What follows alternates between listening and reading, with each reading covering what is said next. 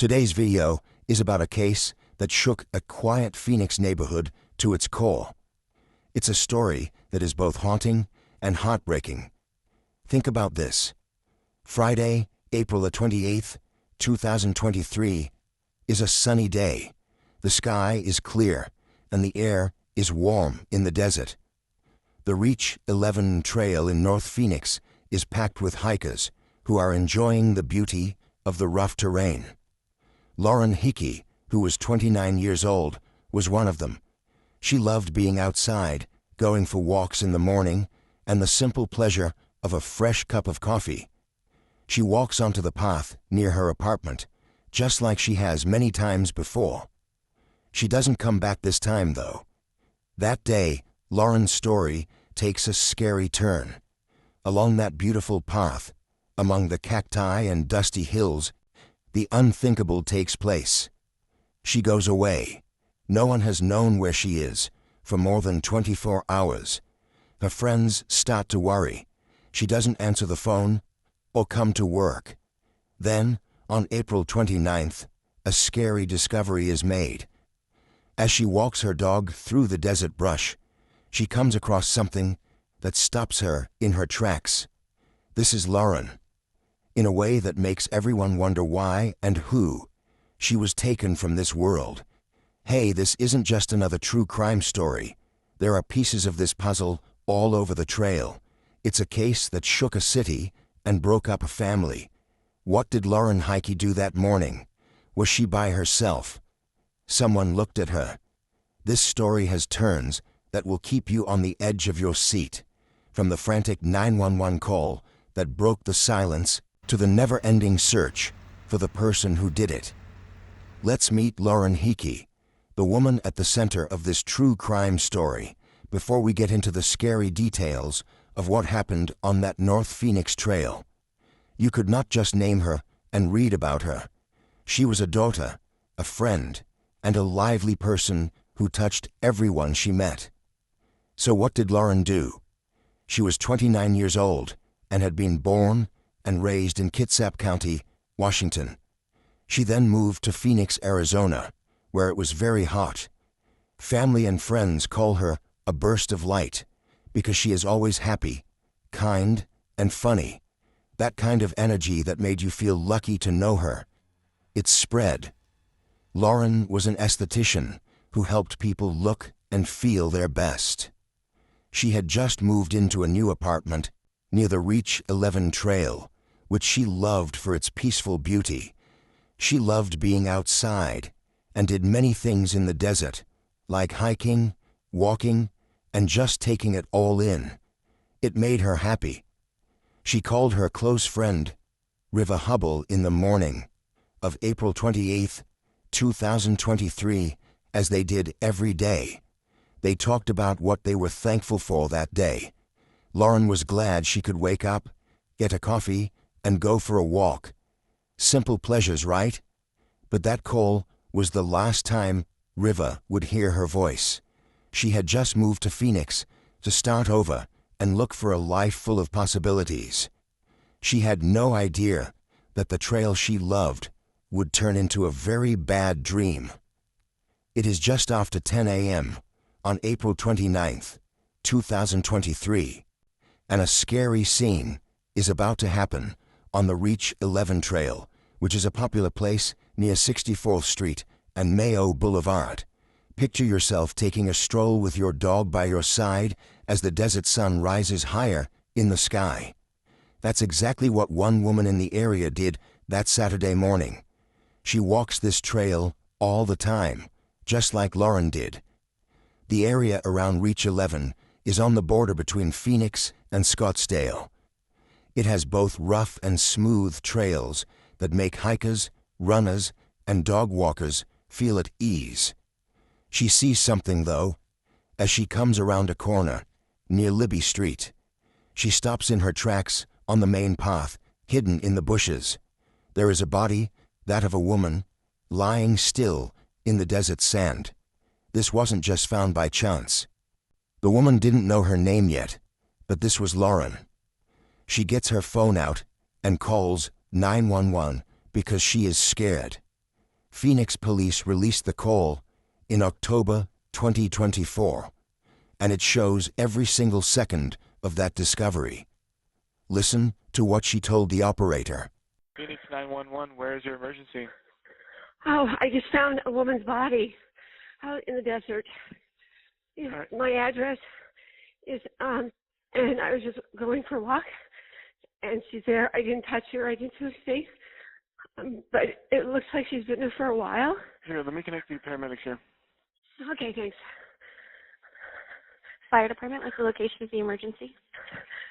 Okay, is that a house, apartment, or a business, ma'am? It's a house? Okay, is that a house out in Phoenix? Yes. Is this a good phone number for you? Yes. What's going on there? There's a woman. I guess she's dead. I'm sorry, ma'am. I can't hear you. Go ahead. I just observed a woman laying in the desert behind my house, and I think she's dead. Okay, all right. How old does she look to you? She looks like in her mid-20s, maybe 30. Okay, did you get a clothing description? Did you see what she She's was in wearing? workout clothes. She's in workout clothes, black bra, black pants. One shoe is off. She's got kind of blondish hair. Okay. Okay. All right, I have help coming, okay? Are you Okay. able to get near her? I don't want you Yes. to put yourself in danger, but I do want to see if she's breathing, okay? That's Yes, important. okay. Help is coming. Okay. Let me walk out there just a sec.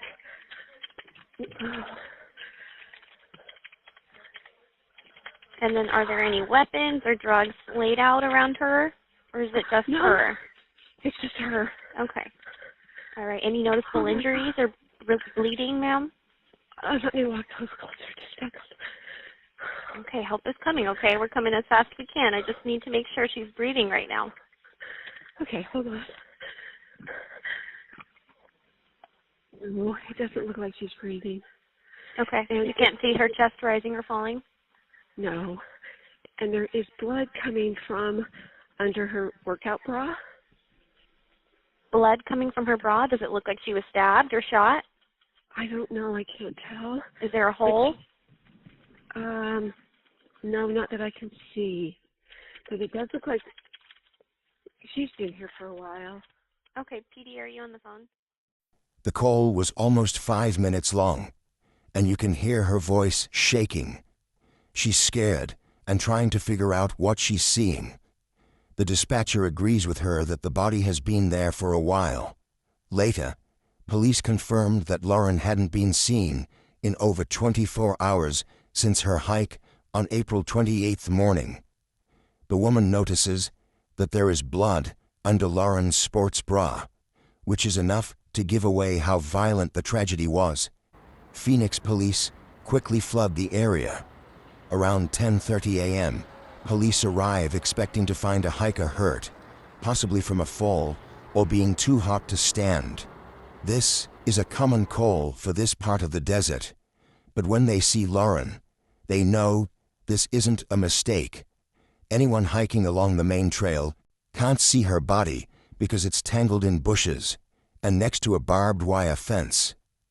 There are signs of a fight everywhere, torn clothes, and things that are all over the place. First responders confirm that she is no longer there, and the scene changes from a rescue to an investigation. Let's go back in time a bit. Laura's friend, River Hubble, is getting worried that same morning. Since the day before, when they always called to say thank you, Lauren hasn't answered her phone. By Saturday, he's scared. She doesn't show up for work, which is not like her at all. At about the same time that River calls the police, his worries start to match up with the terrible things that are happening on the trail. The Reach 11 trail isn't in the middle of nowhere. People feel safe there because it's close to Scottsdale Road and Mayo Boulevard and is a community spot. That's what shocks me so much. The woman who found Lauren knew the area well. Her husband had waved at Lauren while she was hiking. Even though they didn't know her well, they knew who she was. Now she's the one who broke the silence with that frantic call, getting caught up in a true crime story that had been going on for months in the valley That's absolutely right. Good evening. This is the area where 29-year-old Lauren Heike was found. According to neighbors, you can see there are some flowers out here as well in the area where they say her body was found.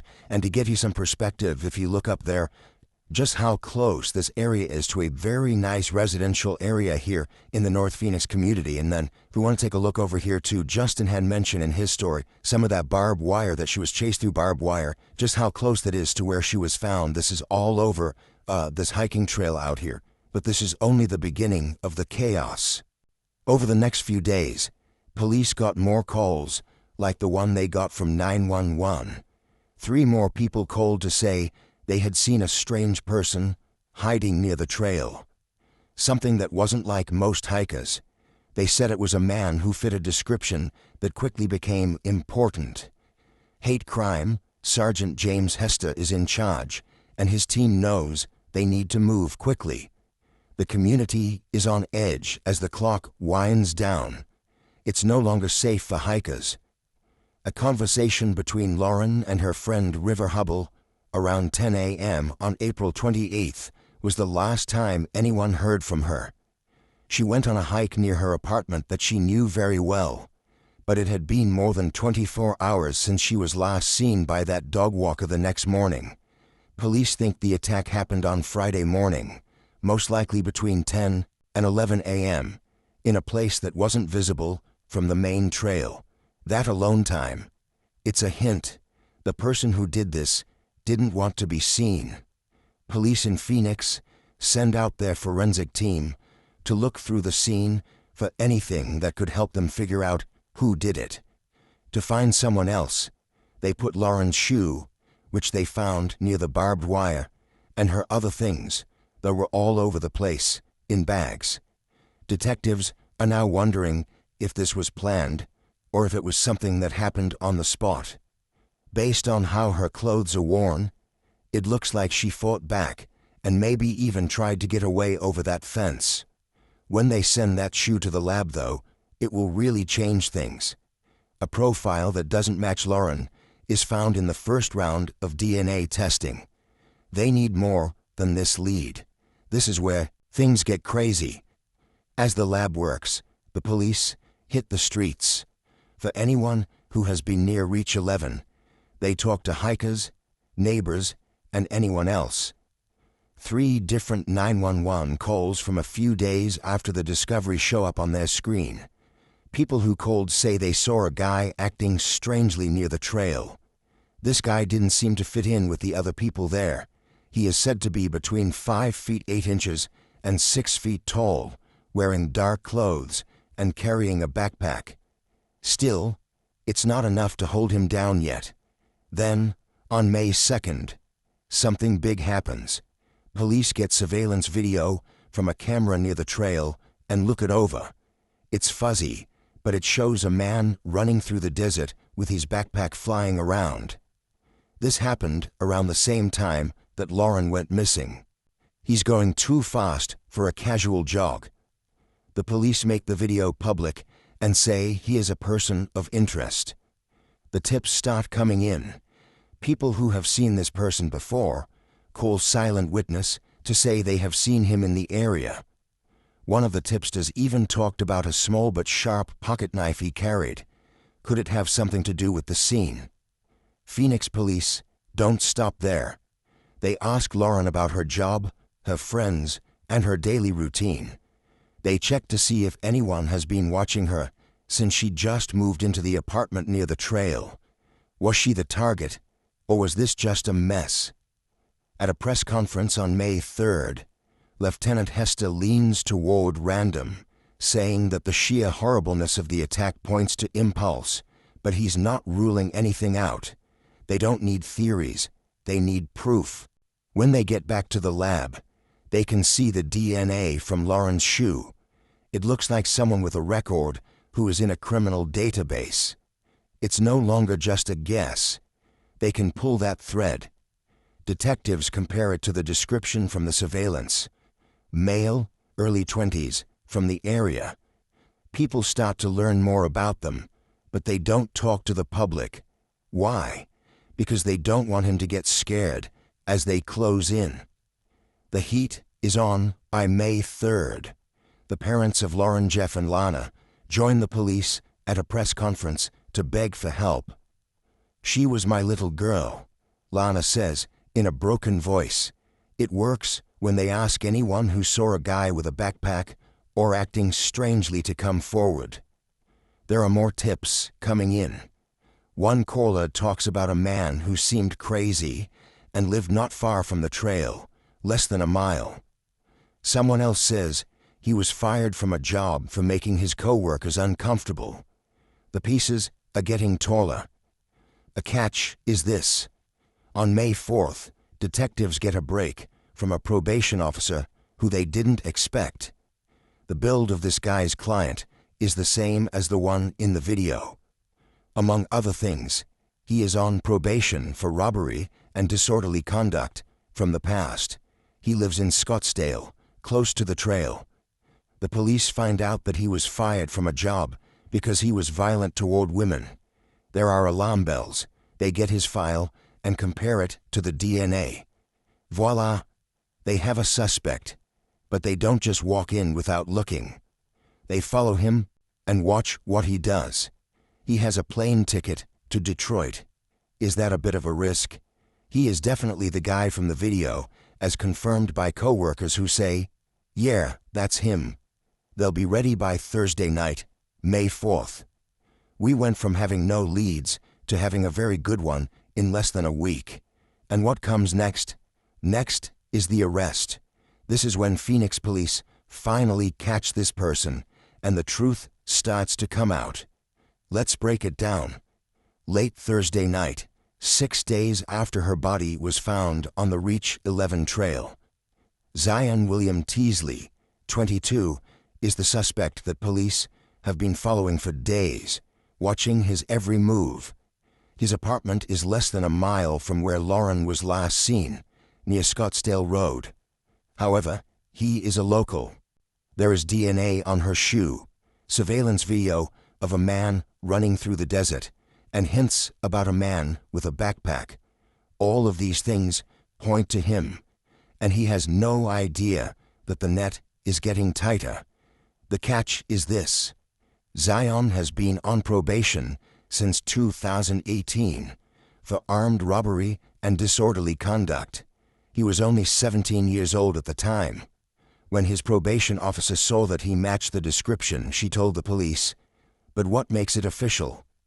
That match in DNA. We can see his profile in the system. When co-workers who saw him running that day tell the police that he is the man in the video, they know they have him. Also, get this. He has a plane ticket to Detroit for May 5th. He might have gotten away if it had been one more day. Teasley used to be in the Marines, but the U.S. Marine Corps says he didn't finish training. The sentence says, and I quote, "Our records show that Zion Teasley started recruit training at Marine Corps Recruit Depot San Diego on March 25, 2019. He was split up on June 17, 2019, before finishing boot camp. Due to the Privacy Act, we cannot give out any more information." Phoenix police don't mess around on May 4th. They get together a plan and show up at his apartment around 6:30 p.m.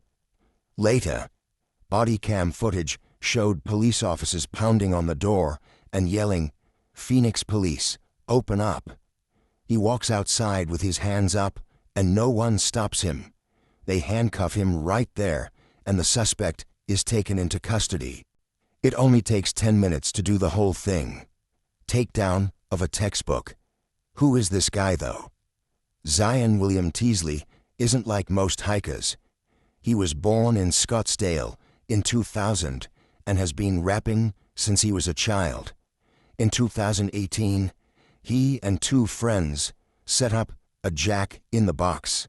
Zion pointed a gun at them and demanded money. He agreed to a plea deal and was given probation instead of jail time. He was supposed to be getting his life together. Rather, he takes short-term jobs at fast food places and stores, never staying at one for long. People he worked with, especially women, told the police that he scared them. One Primo's manager fired him in 2022 because he lost it and hit a female worker, calling him unstable. That anger is a red flag. When the police search his home, they find a small, sharp knife that fits with the injuries Lauren had.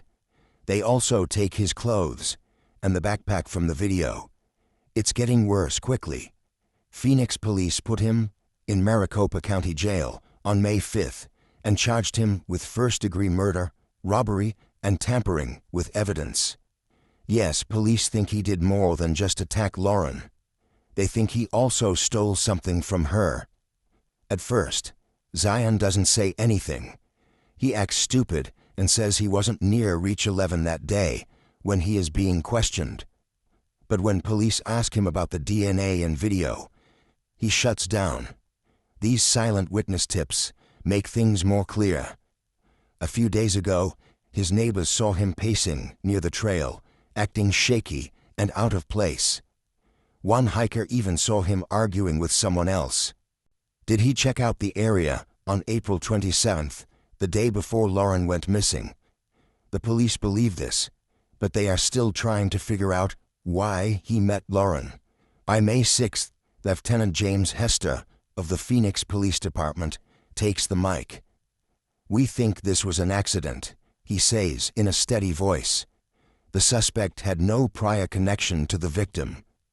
Friends and family of Lauren, Jeff, and Lana stand nearby with sad faces. As a thank you for the tips, Jeff says, "It's because of you, we got him." Even though the person was arrested, the case is not over yet. While Zion Teasley is in jail, facing charges that could change his life, his past shows a man who lost control. For Lauren's family and friends, it's a small step toward justice. The case in Phoenix is still going on, and Lauren's family is still waiting for justice.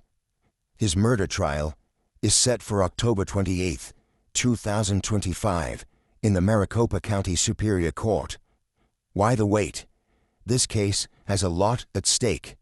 The DNA from Lauren's shoe, surveillance video of a man running near the trail, and tips from witnesses all point to Zion. On the other hand, his defense team is likely looking over every piece of evidence, from the data on his cell phone to the pocket knife that was found in his apartment. Hearings before the trial have gone on until 2025, and both sides are getting ready to fight. In May 2023, Phoenix PD Lieutenant James Hester said it was an accident because Zion and Lauren had never met before. That is still the official story right now. But in December 2023, Maricopa County Attorney Rachel Mitchell filed a notice to seek the death penalty if Zion is found guilty. This raised the stakes even more. In a statement through Arizona Voice for Crime Victims, Lauren's family said, "We'll be there every step of the way to make sure Lauren gets justice." It's a risky call. When there is a death penalty, there is more scrutiny, more planning, and a longer wait for the trial. It's not just Lauren's case that Zion is having lawyers' problems with. In July 2024, the Maricopa County Attorney's Office added charges from an assault and burglary that happened in 2020. This was another attack with a knife where the victim lived. On February 5, 2025, 12 News reported that he was charged with 10 more counts of misconduct with minors for things he is said to have done in 2019 and 2020. Court records show that he admitted to sending out sexy material back then. All of those charges have been dropped, but they paint a picture of a man with a complicated past. Armed robbery in 2018, probation when Lauren was killed, and now this. Now what do we do? Zion is in jail and was released on a $1 million bond after his first court appearance. He can't get a bond now because he broke his probation. There is a lot of proof. DNA, video, and co-workers who spoke to police say the man has a history of being violent toward women. Not yet, though. People have kept saying that Lauren's parents are grateful to Phoenix PD and the community for their support. ABC 15 talked about her in May 2024 and said she had a lot of. Their grief is still fresh because they haven't seen her in 2 Christmases, but justice is on hold until October 2025, unless there are delays. That's it for today's true crime story. If you found it thought-provoking, be sure to like, subscribe, and hit the bell to stay updated. Leave your thoughts in the comments, and as always, stay safe, stay smart, and keep seeking the truth.